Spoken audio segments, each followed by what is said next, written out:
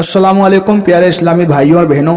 आज मैं आपके लिए एक ऐसी दुआ लेकर आया हूँ जिसकी जितनी तारीफ की जाए वो कम है। ये वो दुआ है जिससे ना सिर्फ आपकी परेशानियां हल होंगी बल्कि आपके घर, कारोबार और दिल दिमाग में सुकून और बरकत भी आएगी। ये दुआ अल्लाह पाक का दिया हुआ वो नायाब तोहफा है जिसे सुनकर हर मुराद पूरी हो सकती है। इस दुआ की खासियत क्या है? ये दुआ हर तरह की परेशानी के लिए असरदार है। अगर आपके घर में झगड़े खत्म नहीं हो रहे, अगर कारोबार में बरकत नहीं हो रही, अगर कोई जादू टोना या तावीज का असर हो, अगर घर में सुकून की कमी हो, अगर आपको कोई बड़ी या छोटी मुश्किल हो, तो ये दुआ आपके लिए है। आपको सिर्फ इस दुआ को सच्चे दिल से सुनना है और अपनी नीयत अल्लाह के सामने रखना है। यकीन रखें, जो भी मकसद लेकर आप इस दुआ को सुनेंगे, अल्लाह के हुक्म से वो पूरा होगा। इस दुआ को सुनने के फायदे क्या है? घर से शैतान दूर भाग जाता है, घर का माहौल सुकून भरा हो जाता है, कारोबार और रोजी रोटी में बरकत होती है,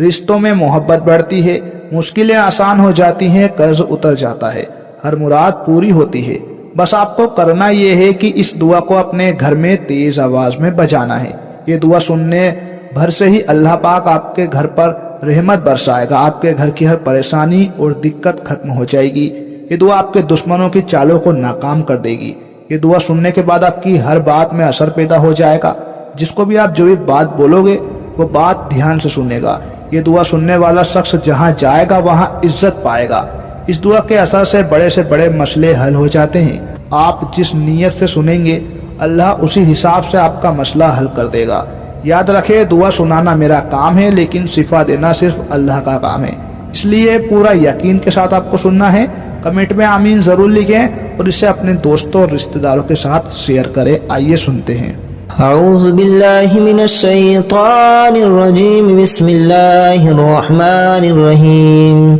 या अय्युहल्लज़ीना आमनू औफू बिल उक़ूद उहिल्लत लकुम बहीमतुल अनआम इल्ला मा युतला अलैकुम गैर महिल्लिस सैद व अंतुम हुरुम इन्नल्लाहा यहकुमु मा युरीद। या अय्युहल्लज़ीना आमनू ला तुहल्लिमू शआइरल्लाहि वलश शहरल हराम वलल हदिय वलल क़लाइद वला आमीनल बैतल हराम यब्तगून फदलन मिन रब्बिहिम व रिदवाना व इज़ा हलल्तुम फस्तअदू वला यजरिमन्नकुम शनआन क़ौमिन अन सद्दूकुम अनिल मस्जिदिल हराम अन तअतदू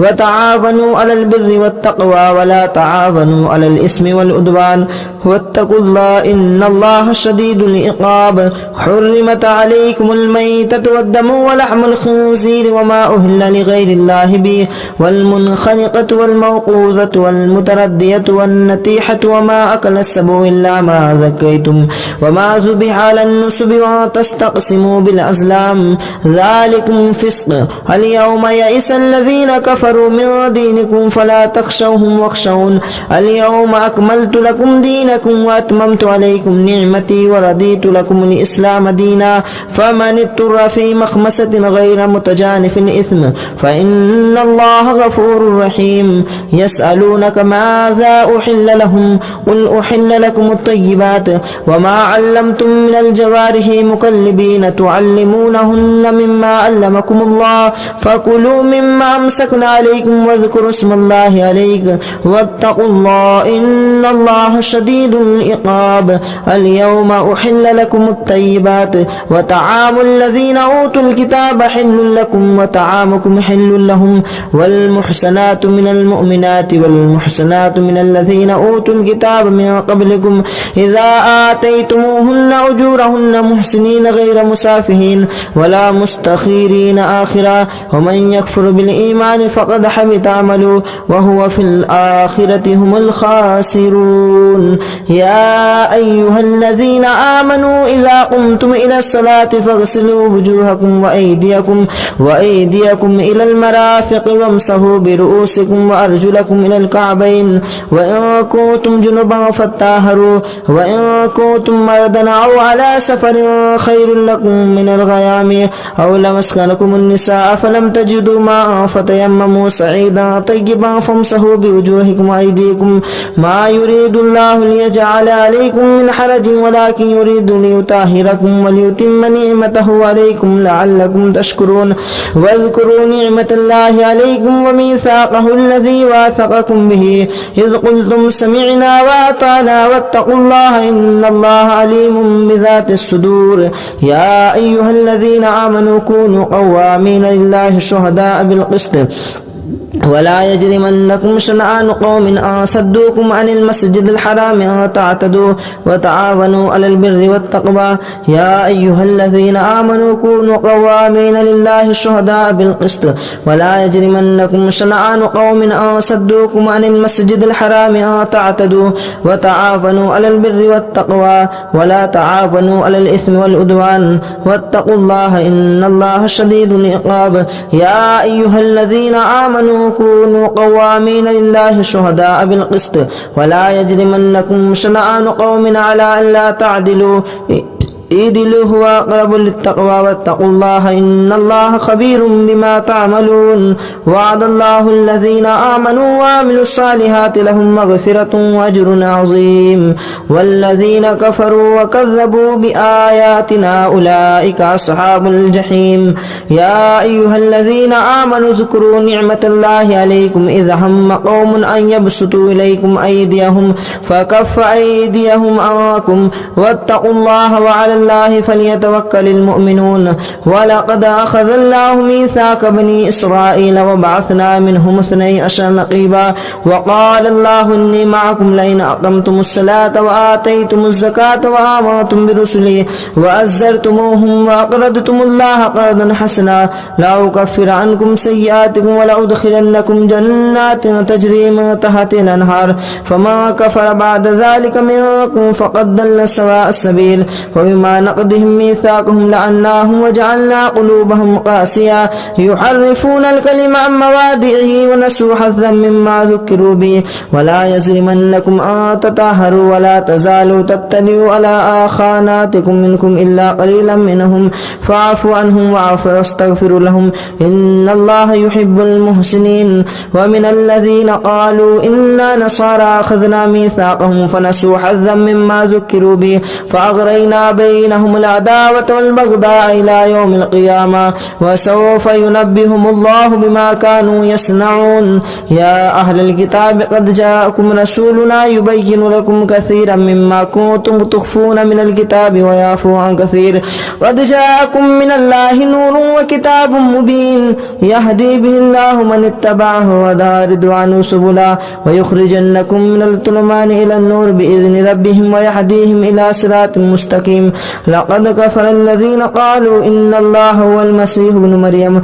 قل فمن يملك من الله شيئا إن أراد بكم أو أراد بكم مثلا لقد كفر الله قالوا إنه هو السميع العليم قل من يملك من السماء شيئا إلا أن أراد أن يهلي من المرسينة لقد كفر الذين قالوا إن الله هو المسيح ابن مريم قل فمن يملك من الله شيئا إن أراد أن يهلك المسيح ابن مريم وأمه وما في الأرض جميعا ولله ملك السماوات والأرض وما بينهما يخلق ما يشاء والله على كل شيء قدير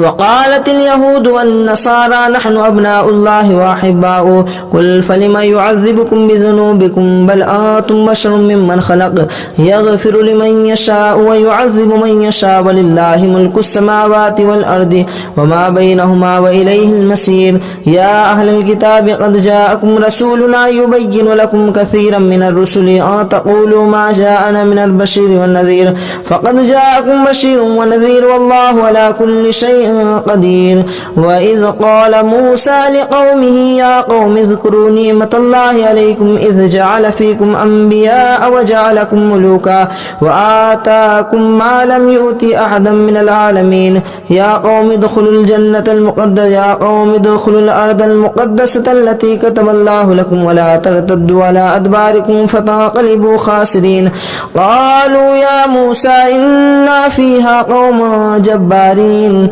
وإنا لن ندخلها حتى يخرجنا منها فإن يخرجنا منها فإنا داخلون قال رجلان من الذين يخافون أنعم الله عليهم ادخلوا عليهم الباب فإذا دخلتموه فإنكم غالبون وعلى الله فليتوكلوا إن كنتم مؤمنين قالوا يا موسى إنا لن ندخلها أبدا ما داموا فيها فادخلوا أنت وداخلون قالوا يا موسى إنا لن ندخلها أبدا ما داموا فيها فاذهب أنت وربك فقاتلا إنا هاهنا قائدون قال رب إني لا أملك إلا نفسي وأخي فافرق بيننا وبين القوم الفاسقين قال فإنها محرمة عليهم 40 سنة يتيهون في الأرض فلا تأس على القوم الفاسقين واتل عليهم نبأ ابني آدم بالحق إذ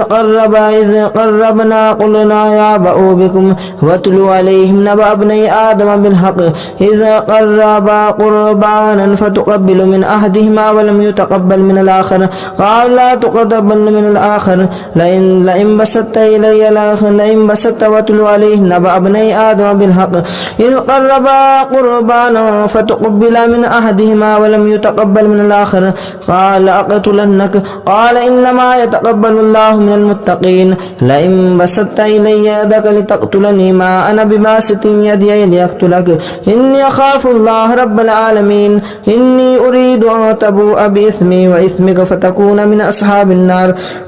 وذلك جزاء الظالمين فتوأت له نفسه قتل أخيه فقتله فأصبح من الخاسرين فبعث الله غربانا يبعث في الأرض ليريه كيف يواري سوءة أخيه قال يا ويلتى أعجزت أن أكون مثل هذا الغراب فأواري سوءة أخيه فأصبح من النادمين من أجل ذلك كتبنا على رسله إلى إبراهيم كتبنا على بني إسرائيل أنه ما قتل نفسا بغير نفس أو فساد في الأرض فكأنما قتل الناس جميعا ومن أحياها فكأنما أحيا الناس جميعا ولقد جاءتهم رسلنا بالبينات ثم إن كثيرا منهم بعد ذلك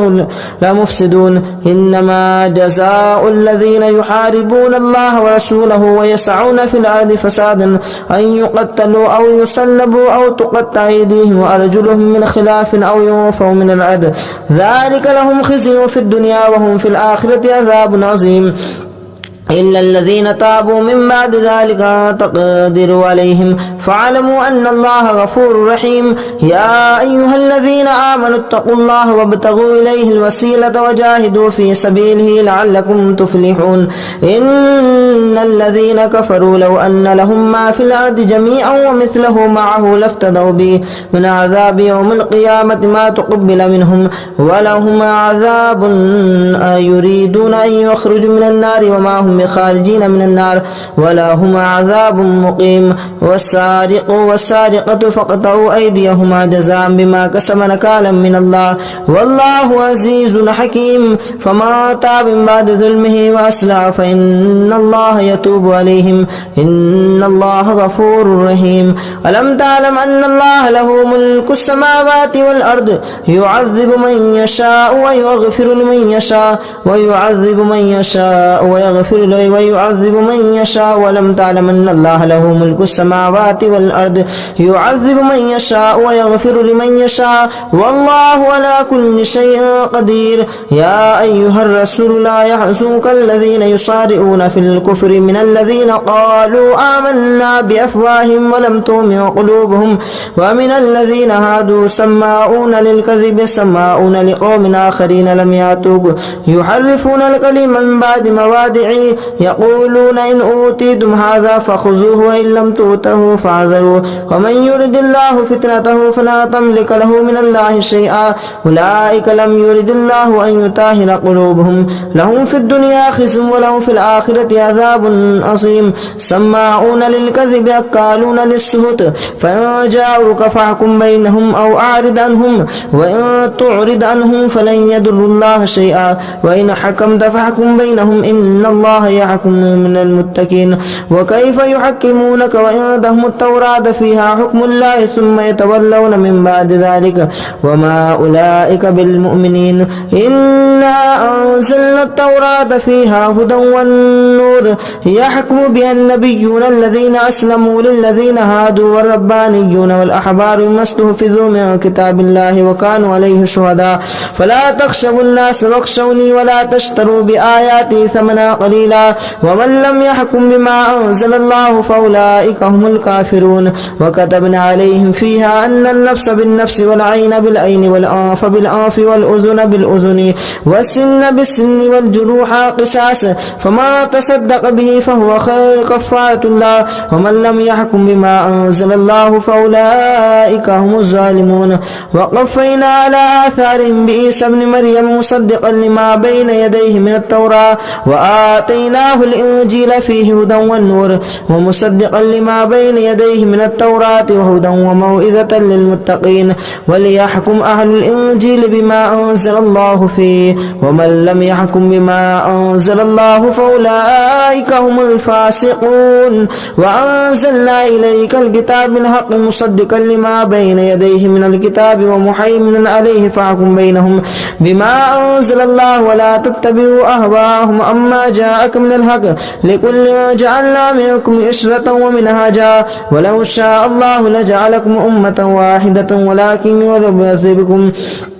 ولو شاء الله لجعلكم أمة واحدة ولكن ليبلوكم فيما آتاكم فاستبقوا الخيرات إلى الله مرجعكم جميعا فينبئكم بما كنتم فيه تختلفون وأن يحكم بينهم بما أنزل الله ولا تتبع أهواءهم وحذرهم أن يفتنون عن بعد ما أنزل الله إليك فإن توليتم فاعلموا أنما يريد الله أن يصيبكم الله ببعده ذنوبهم وإن كثيرا من الناس لفاسقون أفحكم الجاهلية يبغون ومن أحسن من الله حكما لقوم يوقنون يا أيها الذين آمنوا لا تتخذوا اليهود والنصارى أولياء بعضهم أولياء بعض ومن يتولهم منكم فإنه بهم إن الله لا يهدي القوم الفاسقين فترى الذين في قلوبهم مرض يسارعون فيهم يقولون نخشى أن تصيبهم دائرة فعسى الله أن يأتي بالفتح وأمر بأمره ويصرف ويعلم الله من يشاء ويشاء فترى الذين في قلوبهم مرض يسارعون فيهم يقولون نخشى أن تصيبنا دائرة فعسى الله أن يأتي بالفتح أو أمر من عنده فيصبحوا على ما أسروا في أنفسهم نادمين ويقول الذين آمنوا هؤلاء الذين أقسموا بالله جهد أيمانهم إنهم لمعكم حبطت أعمالهم فأصبحوا خاسرين يا أيها الذين آمنوا من يرتد منكم عن دينه فسوف يأتي الله بقوم يحبونه ويحبون أذلة على المؤمنين عزة على الكافرين يجاهدون في سبيل الله ولا يخافون لوما يؤخر ذلك فضل الله يؤتيه من يشاء والله واسع عليم إنما وليكم الله ورسوله والذين آمنوا الذين يقيمون الصلاة ويؤتون الزكاة وهم يسارعون ومن يتوكل الله ورسوله والله والذين آمنوا فإن الله حسب لكم الغالبون يا أيها الذين آمنوا لا تتخذوا الذين اتخذوا دينكم هزوا ولعبا من الذين أوتوا الكتاب من قبلكم والكفار أولياء واتقوا الله إن كنتم مؤمنين وإذا ناديتم إلى الصلاة اتخذوها هزوا ولعبا ذلك بأنهم قوم لا يعقلون قل يا أهل الكتاب هل تنقمون منا إلا أن آمنا بالله وما أنزل إلينا وما أنزل من قبل وأن أكثركم فاسقون قل هل أنبئكم بشر من ذلك مثوبة عند الله من لعنهم الله وغضب عليه وجعل منهم القردة والخنازير والعبد الطاغوت أولئك شر مكانا وأضل عن سواء السبيل وإذا جاءوكم قالوا آمنا وقد دخلوا بالكفر وهم قد خرجوا به والله أعلم بما يعلم والله أعلم بما كانوا يكتمون وترى كثيرا منهم يسارعون في الإثم والعدوان وأكلهم السحت لبئس ما كانوا يعملون لولا ينهاهم الربانيون والأحبار عن قولهم الإثم وأكلهم السهت لبئس ما كانوا يصنعون. وقالت اليهود يد الله مغلولة غلت أيديهم ولئنوا بما قالوا بل يداه مبسوطتان ينفق كيف يشاء وليزيدن كثيرا منهم ما أنزل إليك من ربك طغيانا وكفرا وألقينا بينهم العداوة والبغضاء إلى يوم القيامة كلما أوقدوا نارا للحرب أطفأها الله ويسعون في الأرض فسادا والله لا يحب المفسدين. ولو أن أهل الكتاب آمنوا واتقوا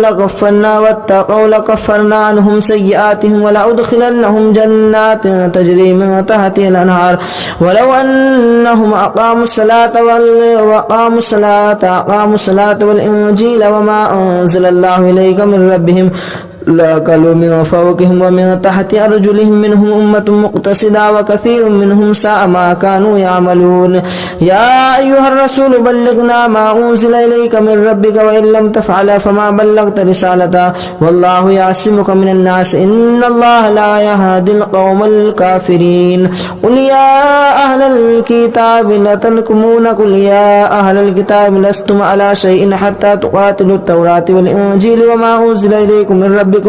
ويزيد الذين كثيرا منهم ما أنزل إليك من ربك طغيانا وكفرا فلا تأس على القوم الكافرين. إن الذين آمنوا والذين هادوا والسابئون والنصارى من آمن بالله واليوم الآخر وعمل صالحا فلهم أجرهم عند ربهم ولا خوف عليهم ولا. إن الذين آمنوا والذين هادوا والسابئون والنصارى من آمن بالله واليوم الآخر وعمل صالحا فلا خوف عليهم ولا هم يحزنون. لقد أخذنا ميثاق بني إسرائيل وأرسلنا إليهم رسلا كلما جاءهم رسول بما لا تهوى أنفسهم فريقا كذبوا وفريقا يقتلون وحسبوا أن لا تكون فتنة فجمعوا وسموا إلى الله تعالى عليهم ثم عموا وسموا كثيرا منهم والله بصير بما يعملون. لقد كفر الذين قالوا إن الله هو المسيح ابن مريم وقال المسيح يا بني إسرائيل اعبدوا الله ربي وربكم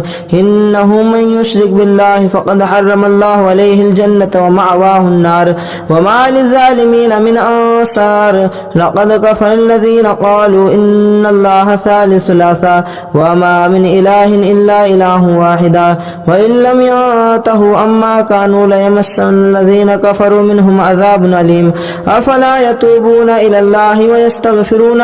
والله غفور رحيم. ما المسيح ابن مريم إلا رسول قد خلت من قبله الرسل وأمه صديقة كان يأكلان الطعام انظر كيف نبين لكم الآيات ثم انظر أنا يؤفكون. قل أتعبدون من دون الله ما لا يملك لكم ضرا ولا نفعا والله هو السميع العليم. قل يا أهل الكتاب لا تغلوا في دينكم غير الحق ولا تتبعوا أهواء قوم قد ضلوا من قبل وأضلوا كثيرا وأضلوا عن سواء السبيل. لعن الذين كفروا من بني إسرائيل على لسان داود وعيسى ابن مريم ذلك بما عصوا وكانوا يعتدون كانوا لا يتناهون عن منكر فعلوا لبئس ما كانوا يفعلون. ترى كثيرا منهم يتولون الذين كفروا لبئس ما قدمت لهم أنفسهم سخط الله عليهم وفي العذاب هم خالدون. ولو كانوا يؤمنون بالله والنبيين وما أنزل إليهم ما اتخذوهم أولياء ولكن كثيرا منهم فاسقون.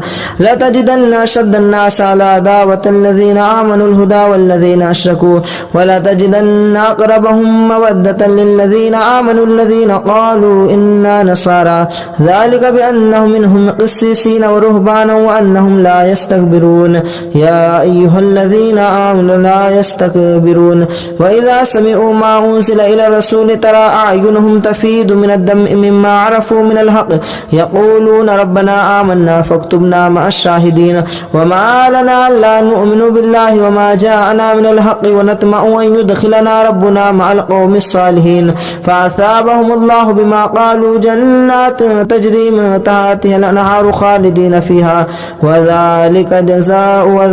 جزاء المحسنين. والذين كفروا وكذبوا بآياتنا أولئك أصحاب الجحيم يا أيها الذين آمنوا لا تحرموا طيبات ما أحل الله لكم ولا تعتدوا إن الله لا يحب المعتدين وكلوا مما رزقكم الله حلالا طيبا واتقوا الله الذي أنتم به مؤمنون لا يؤاخذكم الله باللغو في أيمانكم ولكن يؤاخذكم بما عقدتم الأيمان فكفارته إطعام 10 مساكين من أوسط ما تطعمون أهليكم أو كسوتهم أو تحرير رقبة فمن لم يجد فصيام 3 أيام ذلك كفارة أيمانكم إذا حلفتم واحفظوا أيمانكم كذلك يبين الله لكم آياته لعلكم تشكرون يا أيها الذين آمنوا إنما الخمر والميسر والأنصاب والأزلام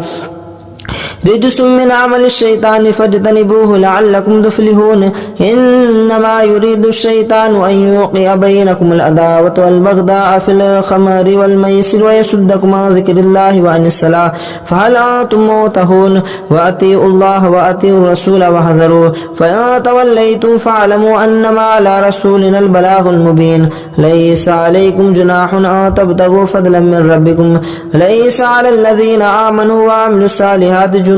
فيما طعموا إذا ما اتقوا وآمنوا وعملوا الصالحات ثم اتقوا وآمنوا ثم اتقوا وأحسنوا والله يحب المحسنين يا أيها الذين آمنوا ليبلونكم الله بشيء من الصيد تناله أيديكم ورماحكم ليعلم الله من يخافه بالغيب فمن اعتدى بعد ذلك فله عذاب أليم يا أيها الذين آمنوا لا تقتلوا الصيد وأنتم حرم وما قتله منكم متعمدا فجزاء مثل ما قتل من النعيم يحكم به ذوى عدل منكم هديا بالغ الكعبة وكفارة طعام مساكين وعدل ذلك صياما ليذوق وبال أمره عفى الله عما سلف ومن عاد فينتقم الله منه والله عزيز ذو انتقام أحل لكم صيد البحر وطعامه متاعا لكم وللسير وحرم أهل لكم ليلة الصيام الرفث أحل لكم صيد البحر وطعامه متاعا لكم وللسيارة وحرم عليكم صيد البر ما دمتم حرما واتقوا الله الذي إليه تهشرون جعل الله الكعبة البيت الحرام قياما للناس والشهر الحرام والهدي والقلائد ذلك لتعلموا أن الله يعلم ما في السماوات وما في الأرض وأن الله بكل شيء عليم اعلموا أن الله شديد العقاب وأن الله غفور رحيم ما على الرسول إلا البلاغ والله يعلم ما تبدون وما تكتمون قل لا يستوي الخبيث والطيب ولو أعجب كثرة الخبيث فاتقوا الله يا أولي الألباب لعلكم تفلحون يا أيها الذين آمنوا لا تسألوا عن أشياء تبد لكم ما تسؤكم ولا تسألوا عنها حين ينزل القرآن تبد لكم عفى الله عنها والله غفور حليم قد سألها قوم من قبلكم ثم أصبحوا بها كافرون ما جعل الله من بحيرة ولا سائبة ولا وسيلة ولا حام ولكن الله كفروا يفعلون ما الكذبين وأكثرهم لا يعقلون وإذا قيل لهم تعالوا إلى ما أنزل الله وإلى الرسول قالوا حسبنا ما وجدنا عليه آباءنا أولو كان آباؤهم لا يعقلون شيئا ولا يهتدون يا أيها الذين آمنوا عليكم أنفسكم لا يضركم ما ضل إذا اهتديتم إلى الله مرجعكم ينبئكم بما كنتم تعملون يا أيها الذين آمنوا شهادة بينكم إذا حضر أحدكم الموت حين الوصية 2 ذوى عدل منكم أو آخران من غيركم إن أنتم ضربتم في الأرض فأصابتكم مصيبة الموت تحبسونهما من بعد الصلاة فيقسمان بالله إن ارتبتم لا نشتري به ثمنا ولو كان ذا قربى ولا نكتم شهادة الله إنا إذا لمن الآثمين فإن أثر على أنهم استحق إثما فآخران يقومان مقامهما من الذين استحق عليهم الأوليان ولا يعني فيقسمان بالله لشهادتنا حق من شهادتهما وما اعتدينا إنا إذا لمن الظالمين ذلك أدنى أن يأتوا بالشهادة على وجهها أن يخافوا ترد أيمان بعد أيمانهم واتقوا الله واعلموا أن الله لا يهدي القوم الفاسقين يوم يجمعكم الرسول فيقول ماذا أجبتم قالوا لا علم لنا إنك أنت العليم الحكيم إذ قال الله يا عيسى ابن مريم اذكر نعمتي عليك وعلى والدتك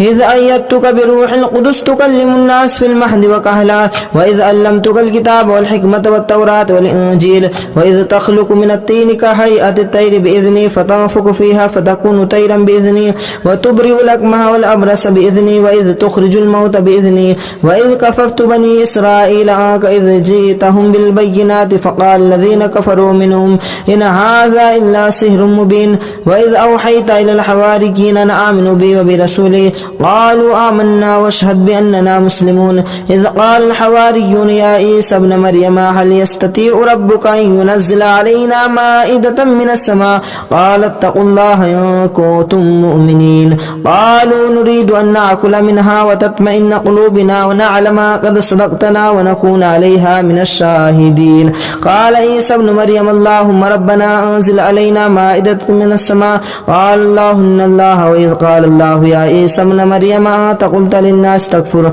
قالوا سبحانك لا أقول لكم بالله إن كنتم تقولون ما كنت لكم إلا من أوتي به أن اعبدوا الله وكنتم به شهيد منكم إن تعذبكم ففريقا كذبتم قال الله هذا يوم ينفع صادق لهم جنات تجري من تحت الأنهار خالدين فيها أبدا رضي الله عنهم ورضوا عنه لله ملك السماوات وما في الأرض وهو على كل شيء قدير أعوذ بالله من الشيطان الرجيم بسم الله الرحمن الرحيم يا أيها الناس اتقوا ربكم الذي خلقكم من نفس واحدة وخلق منها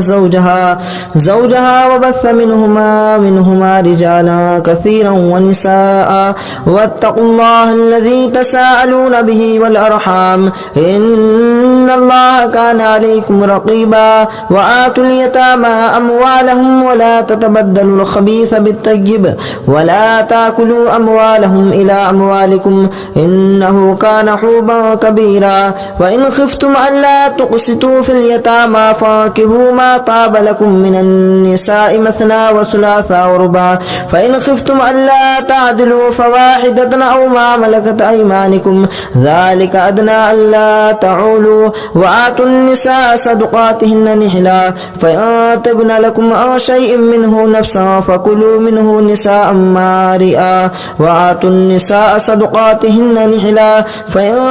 تبن لكم عن شيء منه نفسا فكلوه هنيئا مريئا ولا تؤتوا السفهاء أموالكم التي جعل الله لكم قياما وارزقوهم فيها واكسوهم وقولوا لهم قولا معروفا وآتوا اليتامى حتى إذا بلغوا النكاح فإن آنستم منهم رشدا فادفعوا إليهم أموالهم ولا تأكلوها إسرافا وبدارا أن يكبروا وما كان غنيا فليستعفف وما كان فقيرا فليأكل بالمعروف فإذا دفعتم إليهم أموالهم فأشهدوا عليهم وكفى بالله حسيبا للرجال نصيب مما ترك الوالدان والأقربون وللنساء نصيب مما ترك الوالدان والأقربون مما قل منه أو كثر نصيبا مفرودا وإذا حضر القسمة أولو القربى واليتامى والمساكين فارزقوهم منها واسقوهم وقولوا لهم قولا معروفا وليخشى الذين لو تركوا من خلفهم ذرية ضعافا خافوا عليهم فليتقوا الله وليقولوا قولا سديدا إن الذين يأكلون أموال اليتامى ظلما إنما يأكلون في بطونهم نارا وسيصلون سعيرا يوصيكم الله في أولادكم للذكر مثل حظ الأنثيين فإن كن نساء فوق اثنتين فلهن ثلثا ما ترك وإن كان واحدة فلها النصف ولأبويه لكل واحد منهما مما ترك كان له فرف وإن كانت واحدة فلها نصف ولأبويه لكل واحد منهم السدس مما ترك كان له ولد فإن لم يكن له ولد وورثه أبواه فلأمه الثلث فإن كان كان له إخوة فلأمه السدس من بعد وصية يوصي بها أو دين. آباؤكم وأبناؤكم لا تدرون أيهم أقرب لكم نفعا فريدة من الله إن الله كان عليما حكيما. ولكم نصف ما ترك أزواجكم إن لم يكن لهن ولد فإن كان لهن ولد فلكم الربع مما تركن من بعد وصية يوصين بها أو دين. ولهن الربع مما تركتم إن لم يكن لكم ولد فإن كان لكم ولد فلهن الثمن مما ترك من بعد وصية توصون بها أو دين. وإن كان رجل يورث كلالة أو امرأة وله أخ أو أخت فلكل واحد منهم السدس فإن كان له أكثر من ذلك فهم شركاء في الثلث من بعد وصية يوصى بها أو دين غير مضار وصية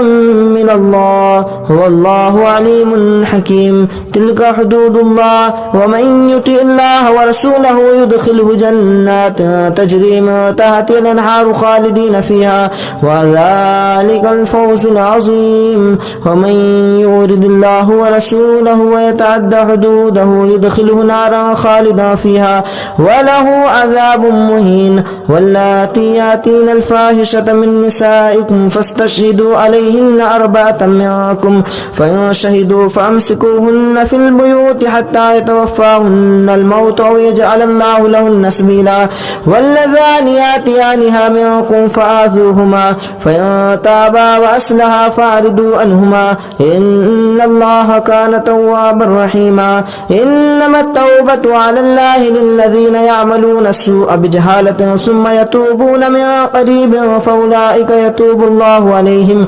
والله كان الله عليما حكيما. وليست التوبة للذين يعملون السيئات حتى إذا حضر أحدهم الموت قال إني تبت الآن ولا الذين يموتون وهم كفار أولئك أعتدنا لهم عذابا أليما. يا أيها الذين آمنوا لا يحل لكم أن ترثوا النساء كرها ولا تعدلوهن لتذهبوا ببعض ما آتيتموهن إلا أن يأتين بفاحشة مبينة وآشروهن بالمعروف فإن كرهتموهن فعسى أن تكرهوا شيئا ويجعل الله فيه خيرا كثيرا. وإن أردتم أن تستبدلوا وإن أردتم استبدال زوج مكان زوج وآتيتم إحداهن قنطارا فلا تأخذوا منه شيئا أتأخذونه بهتانا وإثما مبينا. وكيف تأخذونه وقد أفضى بعضكم إلى بعض وأخذن منكم ميثاقا غليظا. ولا تنكحوا ما نكح آباؤكم من النساء إلا ما قد سلف إنه كان فاحشة ومقتا وساء سبيلا. حرمت عليكم أمهاتكم وبناتكم وأخواتكم وعماتكم وخالاتكم وبنات الأخ وبنات الأخت وأمهاتكم اللاتي أرضعنكم وأخواتكم من الرضاعة وأمهات نسائكم وربائبكم اللاتي في حجوركم من نسائكم اللاتي دخلتم بهن فإن لم تكونوا دخلتم بهن فلا جناح عليكم وحلائل أبنائكم الذين من أسلابكم وأن تجمعوا بين الأختين إلا ما قد سلف إن الله كان غفورا رحيما. والمحسنات من النساء إلا ما ملكت أيمانكم كتاب الله عليكم وأحل لكم ما وراء ذلكم تبتغوا بأموالكم محسنين غير مسافهين. والمحسنات من النساء إلا ما ملكت أيمانكم كتاب الله عليكم وأحل لكم ما وراء ذلكم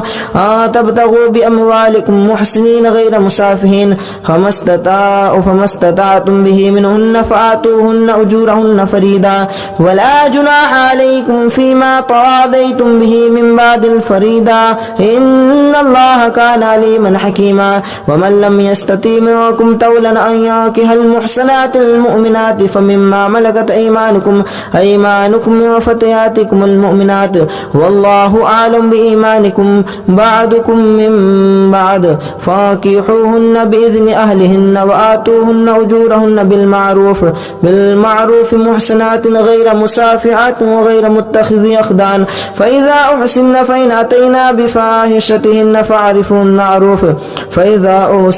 أتينا بفاحشتهن فعليهن نصف ما على المحسنات من العذاب ذلك لمن خشي الآنة منكم وأن تصبروا خير لكم والله غفور رحيم يريد الله ليبين لكم ويهديكم سنن الذين من قبلكم ويتوب عليكم والله عليم حكيم والله يريد أن يتوب عليكم ويريد الذين يتبعون الشهوات أن تميلوا ميلا عظيما يريد الله أن يخفف عنكم وخلق الإنسان ضعيفا يا أيها الذين آمنوا لا تأكلوا أموالكم بينكم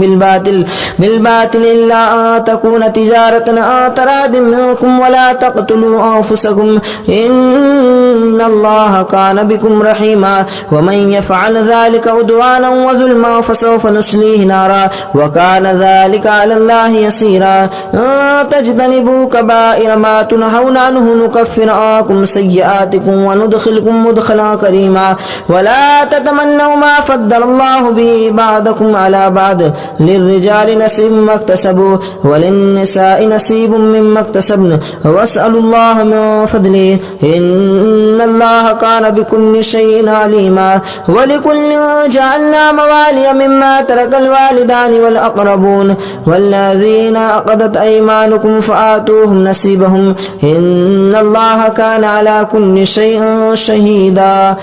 الرجال قوامون على النساء بما فضل الله بعضهم على بعض وبما أنفقوا من أموالهم فالصالحات قانتات حافظات للغيب ما حفظ الله واللاتي تخافون نشوزهن فإذوهن واهجروهن في المضاجع واضربوهن فإن أطعنكم فلا تبغوا عليهن سبيلا إن الله كان عليما كبيرا وإن خفتم شقاق بينهما فبعثوا أحدكم من أهله وحكم من أهلها إن يريدا إصلاحا يوفق الله بينهما إن الله خبير بما تعملون واعبدوا الله ولا تشركوا به شيئا وبالوالدين إحسانا وبذي القربى واليتامى والمساكين والجار ذي القربى والجار ذي الجنب والصاحب بالجنب وابن السبيل وما ملكت أيمانكم إن الله لا يحب ما كان مختالا فخورا الذين يبتغون ويعمرون الناس بالبخل ويكتمون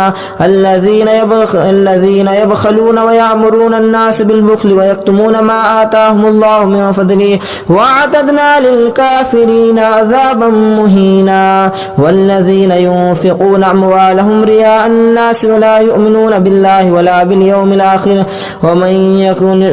يكن الشيطان له قريبا فساء قريبا وماذا عليهم لو آمنوا بالله واليوم الآخر وأنفقوا مما رزقهم الله وكان الله بهم عليما إن الله لا يظلم مثقال ذرة وإن تك حسنة يضاعفها ويؤتي من لدنه أجرا عظيما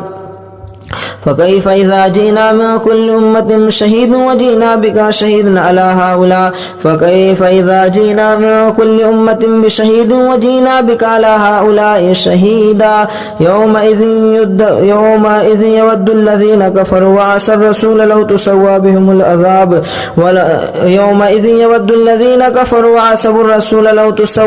الأرض ولا يكتمون الله حديثا يا أيها الذين آمنوا لا تقربوا الصلاة وأنتم سكارى فلا حتى تعلموا ما تقولون ولا جنبا إلا آسري سبيله حتى تغتسلوا وإن كنتم مرضى أو على سفر أو جاء أحد منكم من الغائط لو مستم النساء فلم تجدوا ماء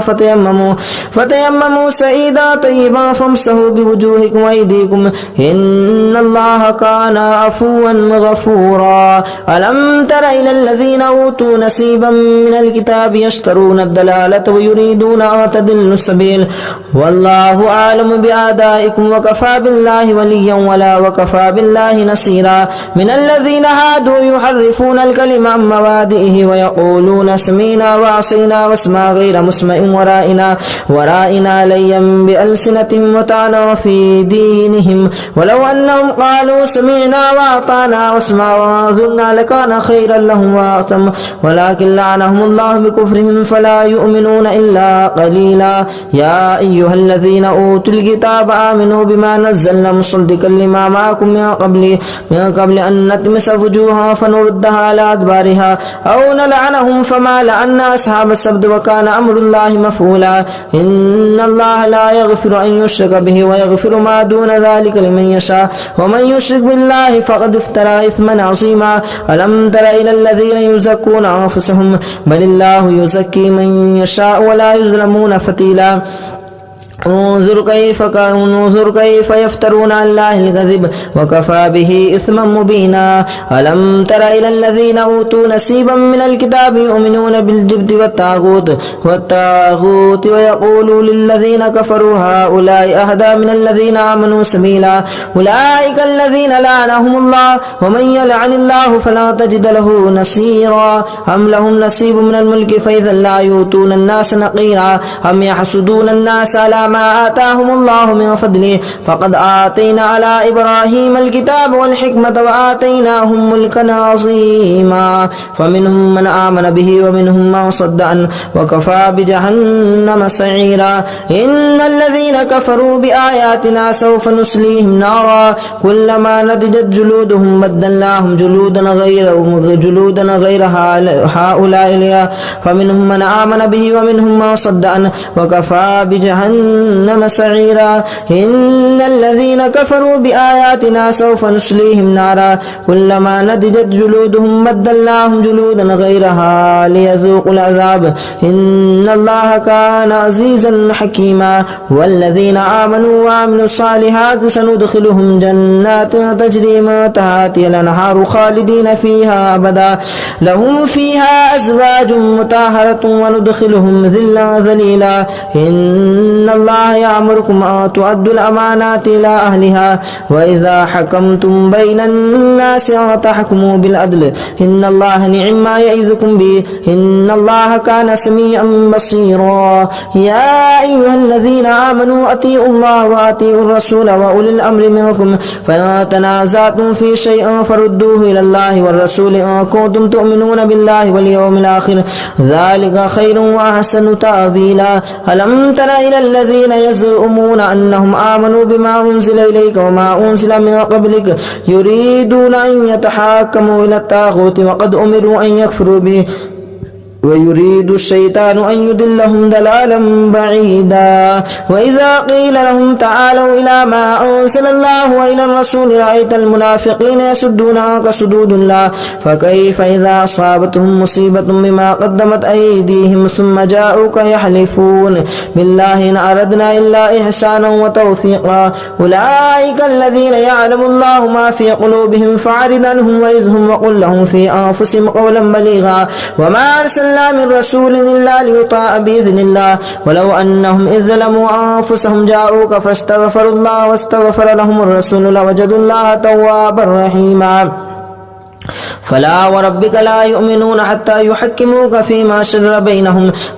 ثم لا يجدوا في أنفسهم حرجا مما قضيت ويسلموا تسليما ولو أنا كتبنا عليهم أن اقتلوا أنفسكم أو اخرجوا من دياركم ما فعلوه إلا قليل منهم ولو أنهم فعلوا ما يؤذون به لكان خيرا لهم وأشد تثبيتا وإذا لآتيناهم من لدنا أجرا عظيما ولهديناهم صراطا مستقيما ومن يطع الله والرسول فأولئك مع الذين أنعم الله عليهم من النبيين والصديقين والشهداء والصالحين وحسن أولئك رفيقا ذلك الفضل من الله وكفى بالله عليما يا أيها الذين آمنوا خذوا حذركم فانفروا ثبات أو انفروا جميعا وإن منكم لمن ليبطئن فإن أصابتكم مصيبة قال قد أنعم الله علي إذ لم أكن معهم شهيدا ولئن أصابكم أصابكم فضل من الله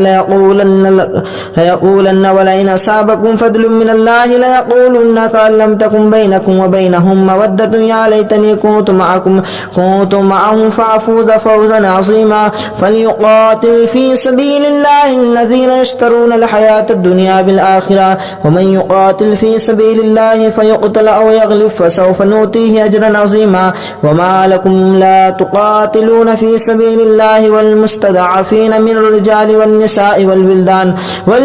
الذين يقولون ربنا أخرجنا من هذه القرية الظالم أهلها واجعل لنا من لدنك وليا واجعل لنا من لدنك نصيرا الذين يأكلون الربا لا يقومون إلا كما يقوم الذي ألم تر إلى الذين قيل لهم كفوا أيديهم وأقيموا الصلاة وآتوا الزكاة ألم تر إلى الذين قيل لهم كفوا أيديكم وأقيموا الصلاة وآتوا الزكاة فلما كتب عليهم القتال إذا فريق منهم يخشون الناس كخشية الله أو أشد خشية وقالوا ربنا لما كتبت علينا القتال لولا أخرتنا إلى أجل قريب قل متاع الدنيا قليل والآخرة خير لمن اتقى ولا تظلمون فتيلا أينما تكونوا يدرككم الموت ولو كنتم في بروج مشيدة وإن تصبهم حسنة يقول هذه من عند الله أينما تكونوا يدرككم الموت ولو كنتم في بروج مشيدة وإن تصبهم حسنة يقولوا هذه من عند الله وإن تصبهم سيئة يقولوا هذه من عند الله كل من عند الله فما لهؤلاء القوم لا يكادون يفقهون حديثا ما أصابك من حسنة فمن الله وما أصابك من سيئة فمن نفسك وأرسلناك للناس رسولا وكفى بالله شهيدا من يطيع الرسول فقد أطاع الله وما تولى فما أرسلناك عليهم حفيظا ويقولون طاعة فإذا برزوا من عندك ميت طائفة منهم غير الذين تقولون والله يكتمون ما تكنون فأعرض عنهم وتوكل على الله وكفى بالله وكيلا أفلا يتدبرون القرآن ولو كان من عند الله لوجدوا فيه اختلافا كثيرا وإذا جاءهم أمر من أمرنا اختلفوا أذاؤوا فيه ولو ردوه إلى الرسول وإلى الأمر منهم لعنة الله ينبتهم وإذا جاءهم أمر من أمرنا بلا خوف أذاؤوا به ولو ردوه إلى الرسول وإلى أولي الأمر منهم لعلمه الذين يستنبتونه منهم ولولا فضل الله عليكم ورحمته لاتبعتم الشيطان إلا قليلا فقاتل في سبيل الله لا تكلف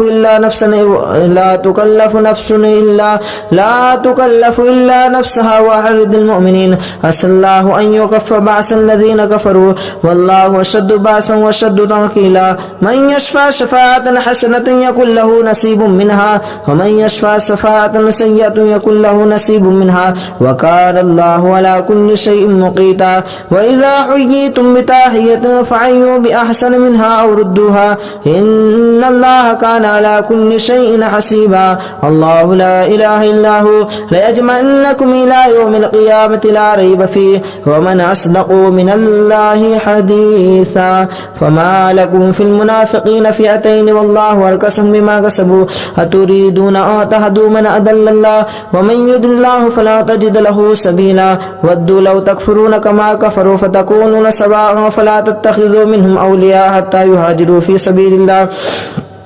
فإن تولوا فخذوهم واقتلوهم حيث وجدتموهم ولا تتخذوا منهم وليا ولا نصيرا إلا الذين يصلون إلى قوم بينكم وبينهم ميثاق أو جاءوكم وحدنا صدورهم أو يقاتلوكم أو يقاتلوا قومهم ولو شاء الله لسلطهم عليكم فلقاتلوكم فإن اعتزلوكم فلم يقاتلوكم وألقوا إليكم السلام فما جعل لكم عليكم سبيلا ستجدون آخرين يريدون أن يأمنكم ويأمنوا قومهم كلما ردوا إلى الفتنة أركسوا فيها فإن لم يعتزلوكم ويلقون إليكم السلام ويكفوا أيديهم فيأخذوهم واقتلوهم حيث ثقفتموهم وأولئكم جعلنا لكم عليهم سلطانا مبينا وما كان لمؤمن أن يقتل مؤمنا إلا خطأ وما قتل مؤمنا خطأ فتحرير رقبة مؤمنة ودية مسلمة إلى أهله إلا أن يصدقوا فإن كان من قوم من عدو لكم وهو مؤمن فتحرير رقبة مؤمنة وإن كان من قوم بينكم وبينهم ميثاق فدية مسلمة إلى أهله وتحرير رقبة مؤمنة ومن لم يجد شهرين متتابعين توبة من الله والله عليما حكيما ومن يقتل مؤمنا متعمدا فجزاؤه جهنم خالدا فيها وغضب الله عليه ولعنه وأعد له عذابا عظيما يا أيها الذين آمنوا إذا ضربتم في سبيل الله فتبينوا ولا تقولوا لمن ألقى إليكم السلام لست مؤمنا تبتغون عرض الحياة الدنيا فعند الله مغانم كثيرة كذلك كنتم من قبل فمن الله عليكم فتبينوا إن الله كان بما تعملون خبيرا لا يستوي القائدون من المؤمنين غير أولي الضرر والمجاهدون في سبيل الله بأموالهم وأنفسهم فضل الله المجاهدون بأموالهم وأنفسهم على القائدين درجة وكلا وعد الله الحسنى وفضل الله المجاهدين على القائدين أجرا عظيما درجات منه ومغفرة ورحمة وكان الله غفورا رحيما إن الذين توفاهم الملائكة ظالمي أنفسهم قالوا فيما كنتم قالوا كنا مستضعفين فيهم قالوا لم تكن أرض الله واسعة فتحاجر فيها فأولئك مأواهم جهنم وساءت مصيرا إلا المستضعفين من الرجال والنساء والولدان لا يستطيعون حيلة ولا يهتدون سبيلا فأولئك عسى الله أن يعفو عنهم وكان الله عفوا غفورا ومن يهاجر في سبيل الله يجد في الأرض مراغما كثيرا وسعا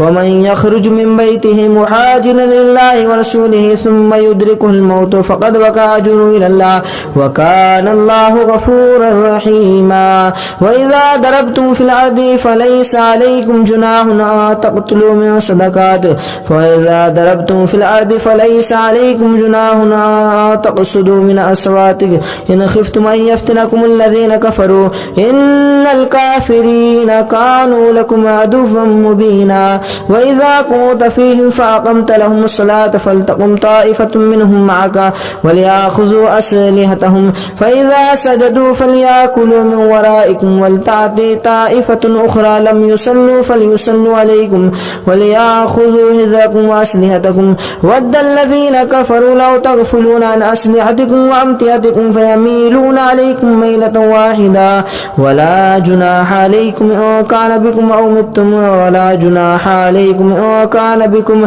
أذى من مطر أو كنتم مرضى أن تضعوا أسلحتكم وخذوا حذركم إن الله أعد للكافرين عذابا مهينا فإذا قضيتم الصلاة فاذكروا الله قياما وقعودا وعلى جنوبكم فإذا اطمأننتم فأقيموا الصلاة إن الصلاة كانت على المؤمنين كتابا موقوتا ولا تهنوا في ابتغاء القوم تكونوا تعلمون فإنهم يعلمون كما تعلمون وترجون من الله ما لا يرجون وكان الله عليما حكيما إنا أنزلنا إليك الكتاب الحق لتحكم بين الناس بما أراكم الله ولا تكن للخائنين خصيما واستغفر الله إن الله كان غفورا رحيما ولا تجادل عن الذين يخافون عنهم إن الله لا يحب ما كان خوانا أثيما يستغفون من الناس ولا يستغفون من الله وهو معهم إذ يبيتون ما لا يرضى من القول وكان الله بما يعملون محيطا ها أنتم هؤلاء جادلتم عنهم في الحياة الدنيا فمن يجادل الله عنهم يوم القيامة أم من يكون عليهم وكيلا ومن يعمل سواء أو يظلم نفسه ثم يستغفر الله يجد الله غفورا رحيما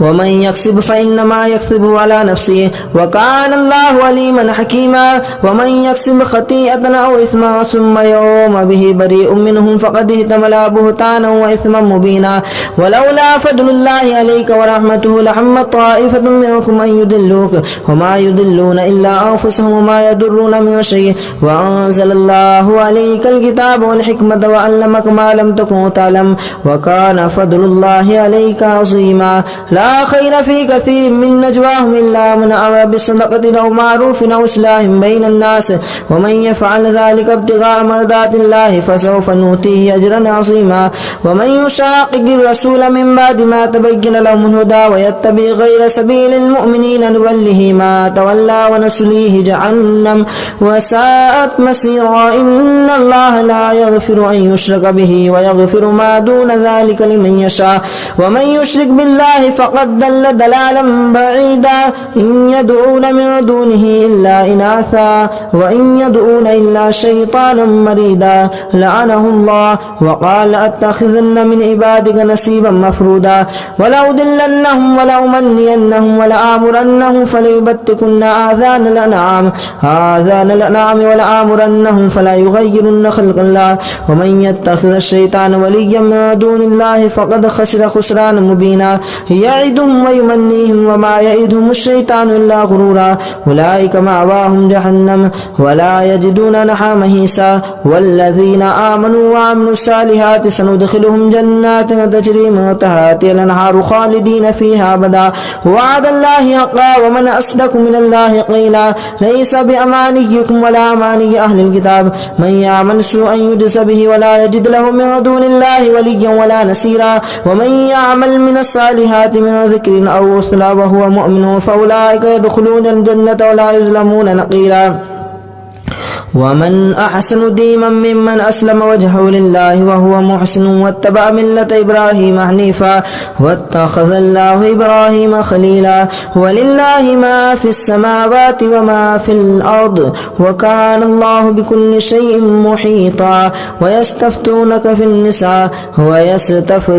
في النساء قل الله يفتيكم فيهن وما يتلى عليكم في الكتاب في يتامى النساء اللاتي لا تؤتونهن ما كتب لهن وترغبون وتنكحوهن والمستضعفين من الولدان وتقوموا لليتامى بالقسط وما تفعلوا من خير فإن الله كان به عليما وإن امرأة خافت من بالها نشوزا أو إيرادا فلا جناح عليهما أن يصلحا بينهما صلحا والصلح خير وأهدرت الأنفس الشح وأن تحسنوا وتتقوا فإن الله كان بما تعملون خبيرا ولا تستطيعوا تعدلوا بين النساء ولو حرصتم فلا تميلوا كل الميل فتذروها كالمعلقة وأن تصلحوا وتتقوا فإن الله كان غفورا رحيما وإن يتفرقا يغني الله كلا من سعته وكان الله واسعا حكيما ولله ما في السماوات وما في الأرض ولقد وصينا الذين أوتوا الكتاب من قبلكم وإياكم أن اتقوا الله وأن تكفروا فإن لله ما في السماوات وما في الأرض وكان الله غنيا حميدا ولله ما في السماوات وما في الأرض وكان الله وكفى بالله وكيلا إن يشاء يذهبكم أيها الناس ويأتي بآخرين وكان الله على ذلك قديرا ما كان يريد ثواب الدنيا فنعم الله ثواب الدنيا والآخرة ما كان يريد ثواب الدنيا فعند الله ثواب الدنيا والآخرة وكان الله سميعا بصيرا يا أيها الذين آمنوا كونوا قوامين بالقسط شهداء لله ولو على أنفسكم أو الوالدين والأقربين إن يكن غنيا أو فقيرا فالله أولى بهما فلا تتبعوا الهوى وتعدلوا وأن تلفوا أو تردوا فإن الله كان بما تعملون خبيرا يا أيها الذين آمنوا بالله ورسوله والكتاب الذي نزل على رسوله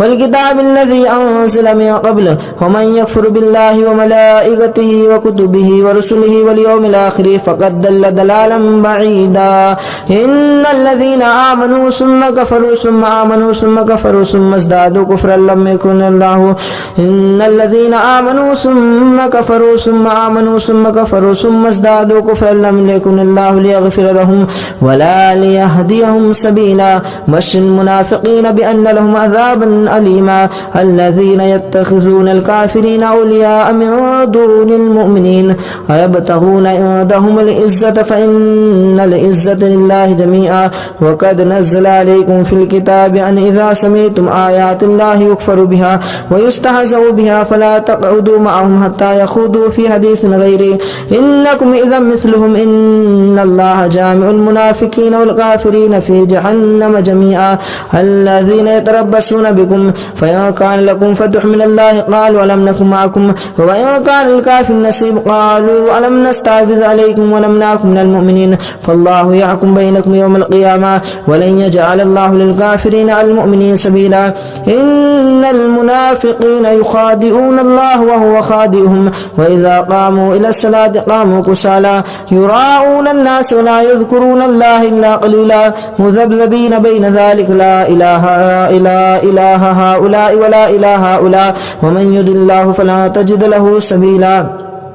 يا أيها الذين آمنوا لا تتخذوا الكافرين أولياء من دون المؤمنين أتريدون أن تجعلوا لله عليكم سلطانا مبينا إن المنافقين في الدرك الأسفل من النار ولا تجد لهم نصيرا إلا الذين تابوا وأصلحوا واعتصموا بالله وأخلصوا دينهم لله فأولئك مع المؤمنين وسوف يؤتيهم الله مؤمنين أجرا عظيما ما يفعل الله بعذابكم وشكرتم وآمنتم وكان الله شاكرا عليما لا يحب الله الجهر بالسوء من القول إلا من ظلم وكان الله سميعا عليما إن تبدوا خيرا أو تخفوه أو تعفوا عن سوء فإن الله كان عفوا قديرا إن الذين يكفرون بالله ورسله ويريدون أن يفرقوا بين الله ورسله أولئك هم الذين كفروا بالله ورسله ويريدون أن يفرقوا بين الله ورسله ويقولون نؤمن ببعض ونكفر ببعض ويريدون أن يتخذوا بين ذلك سبيلا أولئك هم الكافرون حقا واعتدنا للكافرين عذابا مهينا والذين آمنوا بالله ورسوله ولم يفرقوا بين أحد منهم أولئك سوف يؤتيهم أجورهم وكان الله غفورا رحيما يسألونك أهل الكتاب تنزل عليهم كتابا من السماء فقد سألوا موسى أكبر من ذلك فقالوا أرنا الله جهرة فأخذتهم الصاعقة بظلمهم ثم اتخذوا الإجل من بعد ما جاءتهم البينات فعفونا عن ذلك وآتينا موسى سلطانا مبينا ورفعنا فوقهم الطور بسيماهم وقلنا لهم ادخلوا الباب سجدا وقولوا لهم تعالى معروفا وأخذهم ميثاق غير معروف فمما نقضهم ميثاقهم وكفرهم بآيات الله وقتلهم الأنبياء بغير حق وقولهم قلوبنا غلف بل لعنهم الله بكفرهم فقليلا ما يؤمنون وبكفرهم وقولهم على مريم بهتانا عظيما وقولهم إنا قتلنا عيسى ابن مريم بل افترى فمنهم من آمن به ومنهم من كف عنه وبما نقضهم ميثاقهم وكفرهم بآيات الله وقتلهم الأنبياء بغير حق وقولهم قلوبنا غلف بل تبع الله عليها بكفرهم فلا يؤمنون إلا قليلا وبكفرهم وقولهم على مهتان عظيما وقولهم إنا قتلنا المسيح عيسى ابن مريم رسول الله وما قتلوه وما صلبوه ولكن شلم وإن الذين اختلفوا لفي شك منه بل افترى عليكم سلطانا مبينا يا أيها الذين آمنوا استعينوا بالصبر والصلاة إن الله مع الصابرين بل افترى عليه عليما وكان الله عزيزا حكيما